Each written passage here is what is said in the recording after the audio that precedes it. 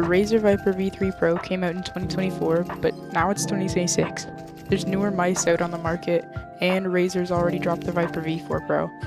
This thing still costs a lot of money, so is it still worth it in 2026? I'm going to answer as many questions as possible that I would have about this mouse, as well as just pointing out all the good things and bad things about it. So after using this mouse in CS, Valorant, Apex, and other games like that, here's the truth. Yes, the specs are insanely good, weighing in at only 54 grams, up to 8,000 Hz polling rate, and it has a 35K sensor with optical switches, wireless connectivity, and 95 hours of battery life. That's still insanely good for 2026, and can definitely be used in competitive scenes. One of the main reasons people don't like this mouse is because of the shape. The V3 Pro feels super safe for claw grip and relaxed fingertip grip, but it's quite large, which can mean that yes, it does feel nice for a large hand, but it also feels a bit too big for my hands sometimes.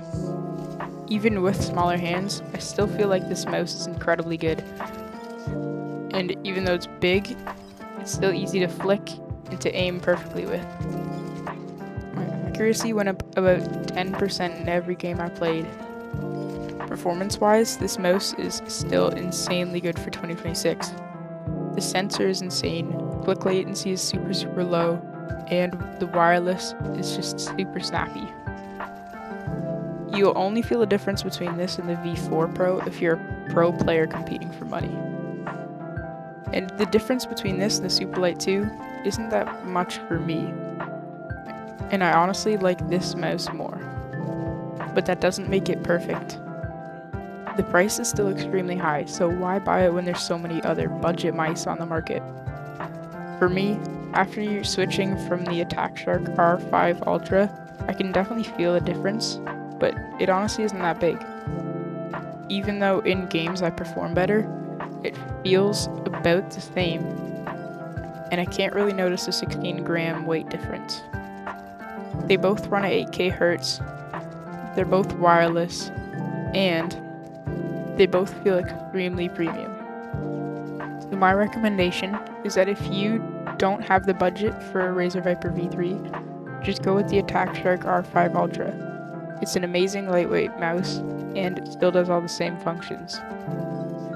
It is, of course, worse in some ways, like the latency, software, and it's not name brand. But if you can put all that aside, it's definitely worth it for the price, which is only around $100.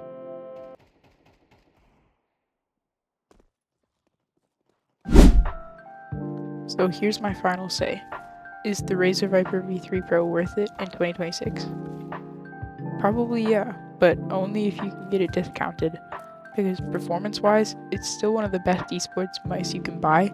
The shape is amazing, the weight is ridiculous, and the sensor performance is pretty good.